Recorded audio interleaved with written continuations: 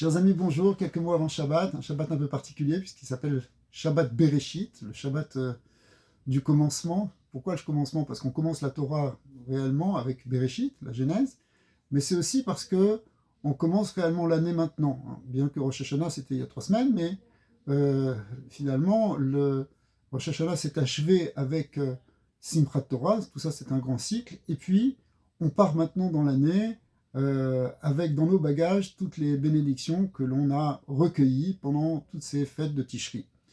On a vécu un Simchat Torah extraordinaire, en fin de compte, pour le peuple juif. Tous les gens qui étaient en Israël nous ont raconté qu'il y avait une joie qu'on n'avait peut-être jamais vue, même dans des endroits où on ne fêtait pas tellement Simchat Torah, eh bien, on a vu les gens danser, les gens chanter. Et cette année, d'une manière extraordinaire, c'est une Simcha qui est venue après, d'une certaine manière, la réparation, qui n'est peut-être pas terminée, mais une certaine boucle qui a été bouclée après le 7 octobre, qui était Simchat Torah il y a 2 ans. Ça nous ramène en fait à l'idée de Bereshit, puisque Bereshit, la première chose qui est créée, c'est la lumière. Ve'yomer Elokim Yeor, la lumière, que la lumière soit. La première parole divine, c'est celle de la création de la lumière. Et de l'autre côté, tout de suite après, il nous est dit Vaï or, la lumière fut, c'est-à-dire, nous disent les maîtres qu'elle a été cachée, cette lumière. Alors, il y a une question qui se pose, qui est pourquoi créer quelque chose, c'est pour le cacher juste après. De plus, si la lumière était là pour éclairer les êtres qui vont venir plus tard, par exemple les animaux ou même les végétaux, pourquoi le créer le premier jour? Ça aurait pu être créé plus tard, la lumière. Donc ici, il y a un secret dans cette idée de lumière. Et en fait, en parlant de secret, le Zohar dit que le mot or en hébreu, qui veut dire lumière, est de la même valeur numérique que le mot raz, qui veut dire secret, mystère. Et ce qui pose une question, parce que la lumière, c'est au contraire quelque chose qui éclaire, qui met en lumière, qui se montre au jour, alors que le mystère, c'est quelque chose que l'on cache, c'est le secret. Donc, comment peut-on établir une analogie par la gematria, la valeur numérique, entre ces deux mots? Alors, ici, dans tout ça, il y a une idée qui est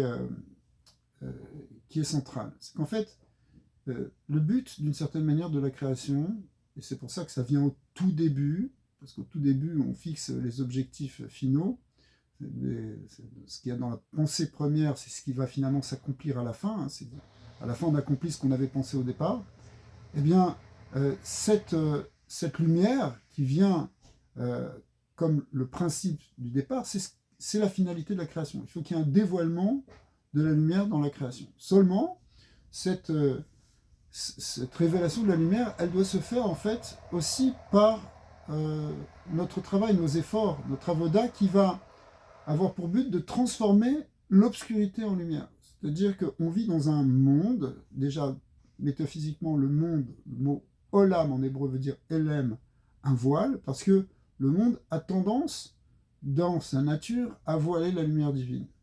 Et le but des hommes en particulier, et d'Israël dans sa mission, est de révéler la lumière dans le monde, c'est-à-dire de transformer le voile au contraire en un réceptacle de révélation. Donc c'est exactement le contraire. Il faut qu'il y ait une transformation, ce qu'on appelle aussi la transformation de l'obscurité en lumière, du rocher en or. Ça, c'est des choses que voilà, le peuple d'Israël vient de vivre, c'est-à-dire qu'on est passé il y a 2 ans par une période obscure, terrible, de ténèbres, dramatiques, tragiques, affreuses, etc. Et puis, ça a continué, c'est pas si simple, mais d'un autre côté, on a réussi à transformer ça par une énergie extraordinaire qui est venue du peuple entier, en particulier de ceux qui se sont investis dans le combat, même de la guerre, mais aussi qui ont été suivis par pratiquement tout le peuple. Il y a toujours quelques extrémistes là, qui refusent de voir la réalité et qui essayent simplement de manière subversive de renverser le pouvoir pour on ne sait quel projet obscur, mais sinon l'ensemble du peuple s'est mobilisé d'une manière extraordinaire à un niveau matériel et à un niveau spirituel. Il y a eu un grand élan aussi de teshuva, de prise de conscience, de prise de conscience de l'identité d'Israël, de l'identité juive, de prise de conscience de la mission d'Israël, de son histoire qui traverse les siècles, et qui a un sens. Et finalement, ça a redonné un espèce de renouveau très profond, fondamental dans le peuple, de la notion de sionisme, de la notion d'importance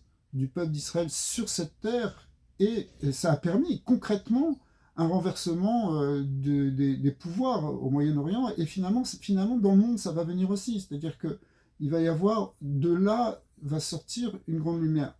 Et ça, c'est l'idée qui est dès le départ dans la création. Dès le départ dans la création. Alors, c'est vrai, là, on vient de parler à un niveau collectif, c'est vrai aussi à un niveau individuel. Quand on a une difficulté, on peut la voir comme quelque chose de difficile, etc. On peut tomber, et chasvé shalom, même abandonner, tomber dans une forme de dépression, etc. Mais il y a aussi une possibilité de se dire, non, de cette période obscure que je suis en train de vivre, on peut en ressortir quelque chose de plus grand, de plus élevé, de plus haut, de plus lumineux. C'est pour ça que le grand adage du prophète, du roi Salomon, mais qui a été repris beaucoup dans les enseignements de la Chassidoute, c'est que il y a un yitron à la rochère, il y a une supériorité de la lumière sur le rocher, ce qui veut dire qu'on a interprété que lorsque l'obscurité est transformée en lumière, elle est plus grande que la lumière qu'il y avait même au départ.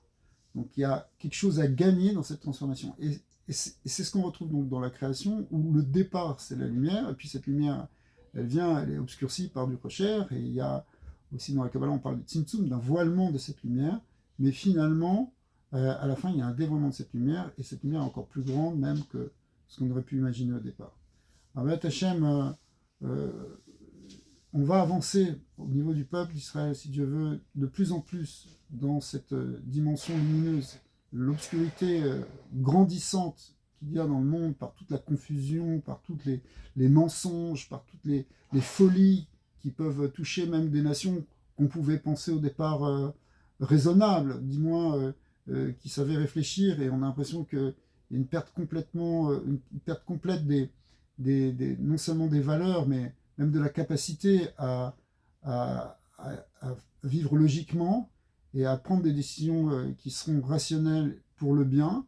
Eh bien, dans toute cette obscurité, le peuple d'Israël amène justement cette conscience de la capacité de refuser cette obscurité, de refuser le mensonge pour amener la lumière de vérité, et la lumière d'espoir, la lumière du futur, la lumière de la vie, la lumière de la sainteté d'Israël, celle de la terre et celle de son peuple, qui doit rayonner dans le monde entier pour donner une voie de salut pour toute l'humanité. Alors, B'ezrat Hashem, je vous souhaite un grand Shabbat, ça doit être un Shabbat de Simcha. Il y a des enseignements chassidiques qui nous disent que la manière dont on vit le Shabbat Bereshit, ça va être déterminant, ça va être porteur, c'est un signe pour toute l'année. Alors il faut qu'on le vive joyeusement tous ensemble, et on souhaite toutes les bénédictions de santé, de réussite et de shalom pour tout le monde. Shabbat shalom.